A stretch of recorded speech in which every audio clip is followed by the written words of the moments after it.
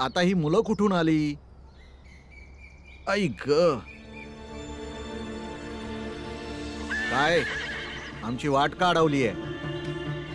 नमस्कार. नमस्कार. तुम्ही तुमच्या सुनेला घेऊन जायला आलाय नव? हो, पण तुम्ही कोण आहात? म्या तुम्हाला हे सांगाय आलोय, तुम्ही ज्या सुनेला आणाय जाताय ती मेली आहे साप चावल्यामुळे. काय? हे सर्व कधी आणि कसं झालं? ते परवाच. आणि आता ते असं ठरवून बसले आहेत की तुम्ही आल्यावर त्यांच्या लहान मुलीसोबत तुमच्या मुलाचं लग्न लावून द्यायचं. तिथे तर सर्वजण हेच म्हणत होते की जर दान हुंडा दिला आहे तर असाच का जाऊ द्यायचा. बहुतेक मुलाकडचेच असतील. चल आनंद, चल.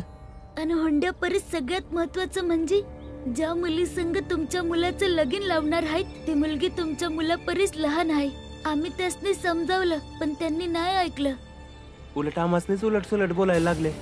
पर तुमच्याकडे बघून आमासनी असं वाटलं की तुम्ही समजूतदार हायसा. त्यामुळे तुम्ही हे समजून घ्या की ही सोयरीक तुमच्यासाठी शुभ नाहीये. तुमच्या मुलासाठी कुठली तरी दुसरी मुलगी बघा आणि मग मुलाच्या वयाकडे बघूनच मुलीची निवड करा. हे तर अत्यंत चुकीचं करतायत ते लोक. आम्ही असंच नाही जाणार. आम्ही जाऊन त्यांना विचारणार. जर एखादी दुःखद घटना घडली असेल तर सर्वात आधी आम्हाला कळवायला हवं. असं कसं ते गुपचूप दुसऱ्या मुलीचं लग्न करू शकतात? मुलांनो, बरं केलं तुम्ही हे सगळं सांगितलं. तसं तुम्ही त्यांचे शेजारी आहात? नाही, आम्ही त्यांचं शेजारी नाही आहे, पण आम्हाला तुम्हाला जे सांगायचं होतं सांगितलं.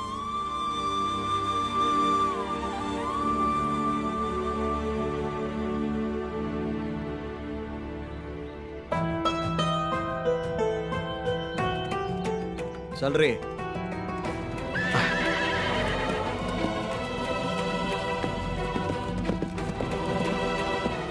चल भीम, मला वाटतंय आता आपलं काम झालं. आता तिचं लग्न नाही होणार. तू जिंकलास भीम. वय भीम. चला, झाली सगळी तयारी. भाऊ, माधवीचे होणारे सासरे आले.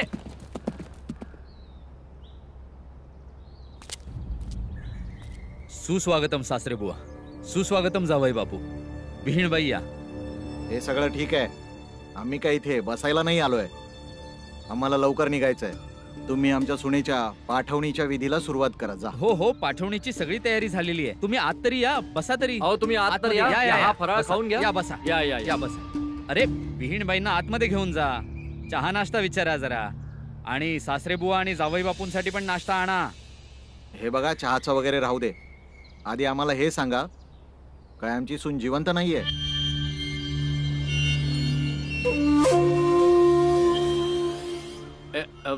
हे बघा साहेब, तशी घटना खूपच दुःखद घडली आहे आणि आम्ही देखील खूप दुःखी आहोत. पण यांची लहान मुलगी फारच सुंदर आहे. हवं तर तुम्ही एकदा तिला बघून घ्या. आवा नाही म्हणजे साहेब, हे जगणं आणि मरणं कुणाच्या हातात आहे का? नाही नव. पण आम्ही असं ऐकलंय की तुम्ही तुमच्या लहान मुलीचं लग्न आमच्या मुलासोबत यासाठी करत आहात की तुमचा हुंडा वाचवा. नाही नाही सासरे बुवा, कोण बोललं? असं काही नाहीये.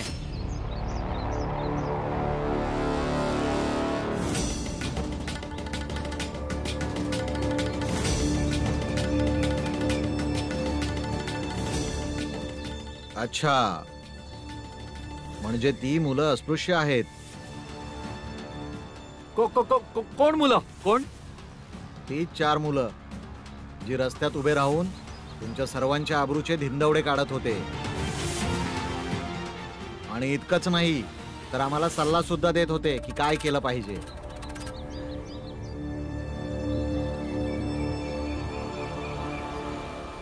अहो हे बघा साहेब, ती मुलं तशीच आहेत. त्याचं कामच आहे भडकवणं. तुम्हाला जर पटत नसेल तर यांच्यापैकी कुणालाही विचारू शकता. अहो नखा एवढी किंमत देत नाही आम्ही त्यांना. आणि त्यामुळे माझं असं म्हणणं आहे की आताची परिस्थिती पाहता हेच योग्य आहे की तुम्ही तुमच्या मुलाचे लग्न यांच्या मुलीशी करून टाका.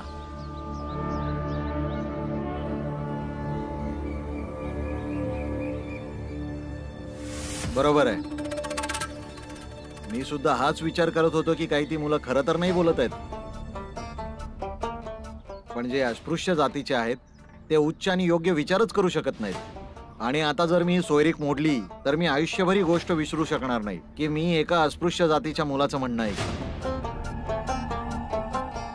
हो हो बरोबर. आणि त्यांना पण आनंद होईल की आता आमच्या गोष्टी स्पृश्य लोकही ऐकायला लागलेत. मग नंतर त्यांचं धाडस अजून वाढत जाईल. ते आपल्या घरी येतील, उंबऱ्यापर्यंत येतील, आपल्या बरोबर उठतील आणि बसतील. अरे भीम थांब.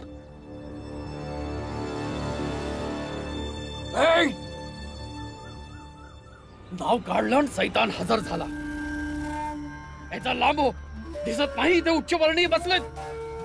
नाही म्हणजे भीमराव, आता तू इथं कशा पायी आलायस? म्या फक्त हे सांगायला आलोय, काही योग्य आणि अयोग्य विचार यावर अवलंबून नसतात का ते कोण मांडते आणि ते मांडणारे कोणत्या जातीचे आहेत. उलट ज्याच्या समोर विचार मांडले गेले त्याला किंवा कोणा दुसऱ्याला त्याचा किती नफा आणि तोटा होतो त्यावर अवलंबून असतं. हा ठीक आहे, पण आम्ही अस्पृश्याच्या म्हणण्यावरून काहीही करणार नाही. मग आमचा कितीही तोटा झाला तरी चालेल.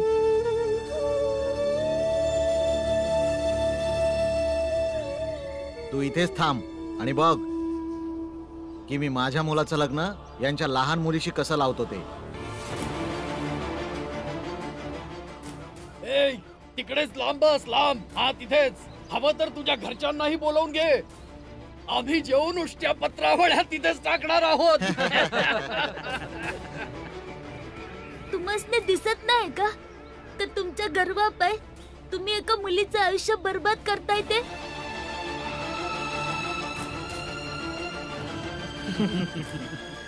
माधवीची आई, माधवीला लग्नासाठी तयार करा.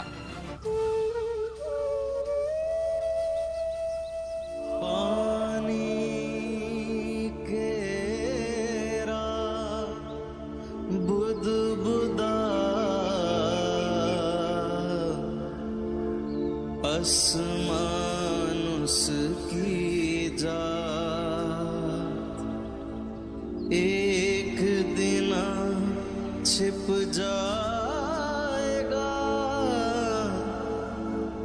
जो तारा प्रभात,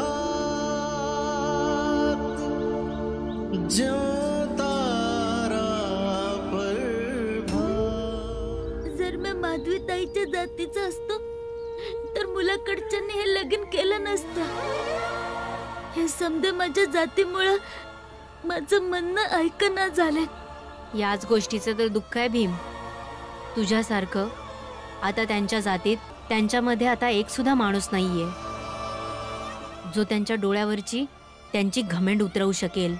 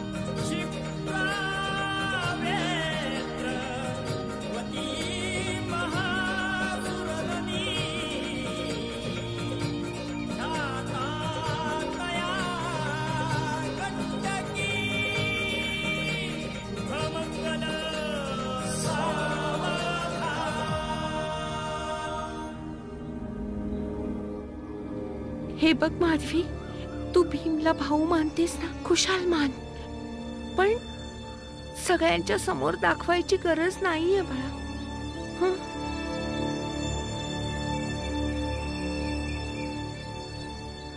तुझ्या अडचणी अजून नाही वाढवणार ताई.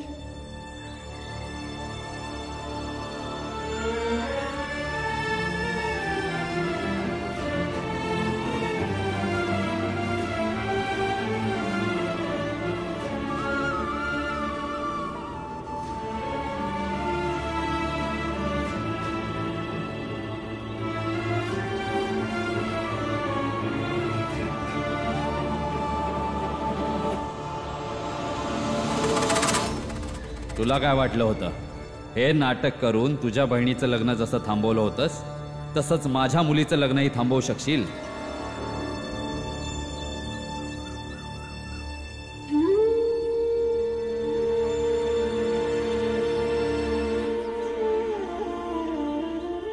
भीमानं न घाबरता त्याला जे वाटलं त्यासाठी त्यानं खटपट केली.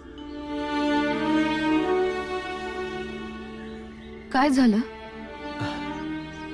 मुलाच्या बापासंग बोलून बी बघितलं तरी बी त्याला काही यश नाही आलं. पर त्यानं जे काय बी केलं चांगल्यासाठीच केलं आणि रीतसर केलं. आता माधवीचं लगीन झालं बी असेल ना? लय दुःखी झाला असेल माझा भीमा. भीमाबाई, दुःख तर आपल्या आयुष्याचा एक भाग आहे. त्याला आता याच दुःखातनं आपला आनंद हुडकावा लागल. आणि आता हे समजा तो कळत नकळत शिकला बी असेल.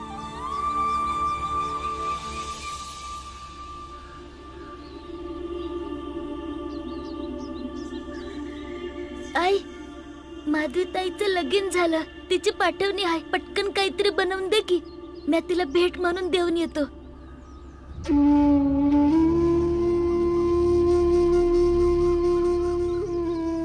आई, तू असं का बघतेस माझ्याकडं? कारण तू माझं लेकरू आहेस. तुला काय वाटलं मी काय तुला समजू नाही शकत? पण म्या काय केलं? म्या फक्त माधवी ताईचं लगीन थांबवण्यासाठी खटपट केली, पण थांबवू नाही शकलो.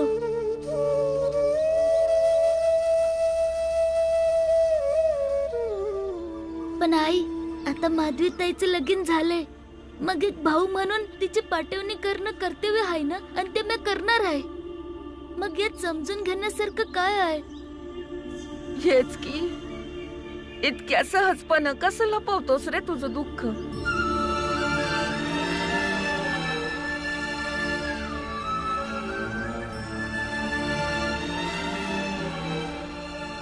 भीम, आमच्यापासनं लपवू शकतोस तुझं दुःख?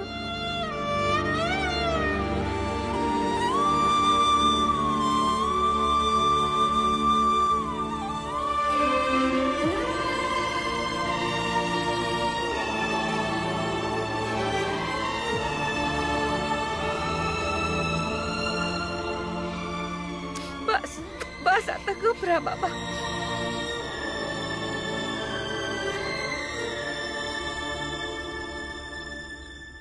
अच्छा, मला एक सांग, तुला माधवी ताईला भेट द्यायची आहे ना? वय आई, माझं दुःख वेगळी गोष्ट आहे, आणि माधवी ताईसाठी भेट घेऊन जाणं वेगळी गोष्ट आहे. दोन्ही गोष्टींसाठी मनातल्या भावना एक कशा असतील? ही गोष्ट मला बाबांनी अनेकदा समजावली होती, होय ना बाबा?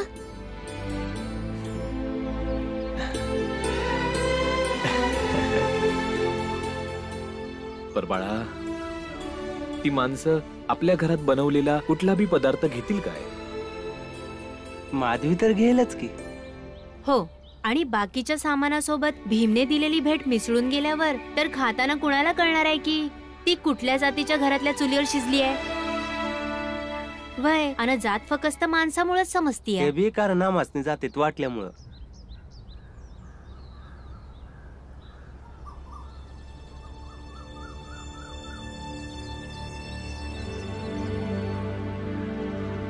वय ठीक आहे या बनवते काहीतरी. आई जरा लवकर, 3 वाजता ताईची पाठवणी आहे.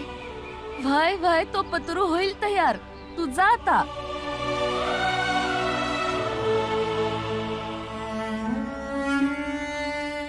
हे घे पाहुणं, मस्तपैकी चहा. जावई बापू.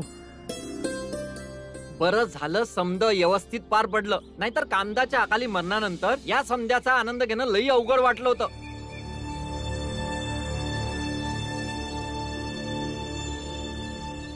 नाही म्हणजे मी तर एवढंच म्हणेन की की कामदाच्या नशिबात हे एवढंच आयुष्य लिहिलं होतं. बिचारीचं आयुष्य संपलं आणि सोडून गेली. आता तुम्ही काळजी करू नका. मी मंत्रोच्चारणाने माधवीच्या अंगात कामदाची शक्ती भरलीये. आता तुमची सून पूर्वीपेक्षा अधिक भाग्यवान ठरेल आणि या निमित्ताने ही नव्याने नाती जोडली गेली आहेत. त्यामुळे हे नातं देखील पूर्वीपेक्षा अधिक लाभदायक ठरेल. लाभदायक तर मला सुद्धा वाटतंय. खूप चांगला मानपान केलात तुम्ही सगळ्यांनी मिळून. आता एवढा चांगला प्रसंग आहे तर मला असं वाटतंय की काही चांगल्या गोष्टी सर्वांच्या मते होऊन जाऊ देत. हो बोला ना सासरे बुवा.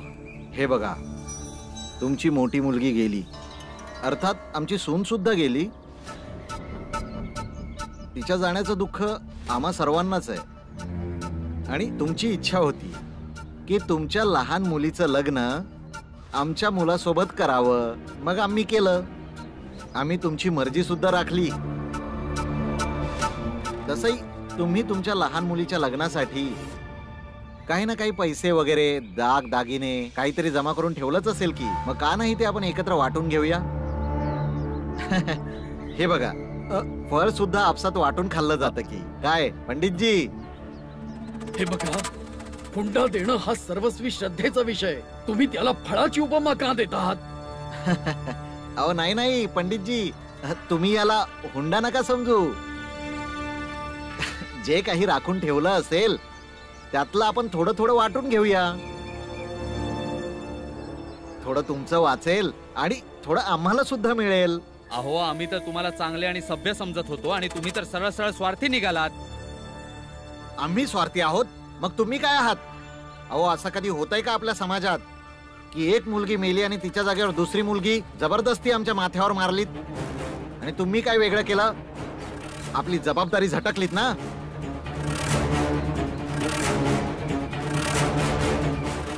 कान उघडे ठेवून ऐका. हे माझ्या मुलाचं नवीन लग्न आहे, ते सुद्धा दान हुंड्या सकट. आणि हुंडा न घेता तुमच्या मुलीची पाठवणी होणार नाही, समजलात? पाठवणी तर होणारच, तेही आत्ताच. मी पण बघतो तुम्ही पाठवणी कशी थांबवता. अहो तुम्ही काय बघणार? हा, अरे तुम्हाला तर त्या अस्पृश्यांची 4 मुलं सुद्धा आवरता येत नाही. हे बघा, नाराज होऊ नका. एक मुलगा आणि एक मुलगी गमावून बसलो आम्ही. आता एक मुलगी उरली आहे. तिच्या आनंदासाठी आम्हाला जे शक्य होईल ते आम्ही करू. काय शक्य आहे? काय करणार आहोत आपण? हे काय बोलतेस तू? अहो बरोबरच बोलतेय ना. अहो माधवी सासरी केल्यावर आपल्याला काय करायचंय? सगळं जे आहे ते देऊन टाका ना. भाऊ, वहिनींचं म्हणणं बरोबर आहे. जे काही असेल ते देऊन टाका ना. हे बघा, अहो मी तुम्हाला असं कुठे सांगतोय की तुम्ही हे घर जमीन विकून आम्हाला काहीतरी द्या. तुम्ही तुमच्या मुलीच्या लग्नासाठी जे काही राखून ठेवलंय त्याच्यामधलंच थोडंफार आम्हाला द्या. शेवटी तुमच्या मुलीची पाठवणी तर तुम्ही करणारच, तर काय रिकाम्या हाताने करणार का? आणि जेव्हा आम्ही सुनेला आमच्या घरी घेऊन जाऊ तेव्हा शेजारी पाजारी गाववाले विचारणारच ना की हुंड्यात काय आणलं. मग आम्ही त्यांना काय सांगायचं? अहो बरोबर बोलताय तुम्ही. चला बघू आत. तुम्ही बसा ना. असे उभे का? बसा ना. हो बसतो.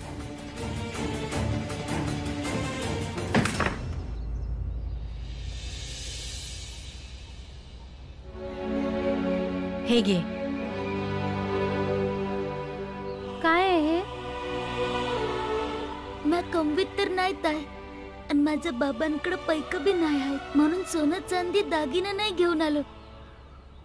पण आईने यात खाऊ पाठवला आहे आणि ताईनं तांदूळ आणि गुळाची खीर आणि मंजुळा ताईनं बी तिच्या आवडीचं बनवून दिलं आहे. हे ठेवून घेत आहे. इतकी सुंदर भेट जगात कुठेच नाही मिळणार आणि हे कितीतरी लोकांच्या आवडीचे पदार्थ आहेत. आता आम्ही निघतोत आहे. जर कुणी बघितलं तर उगा अडचण होईल. आणि तसं बी तुझ्या पाठवणीची वेळ झालीये. तू सासरी जा आणि सुखी राहा. चलती चाकी देख कर दिया कबीरा रोय. दुई पाटन के बीच में साबुत बचा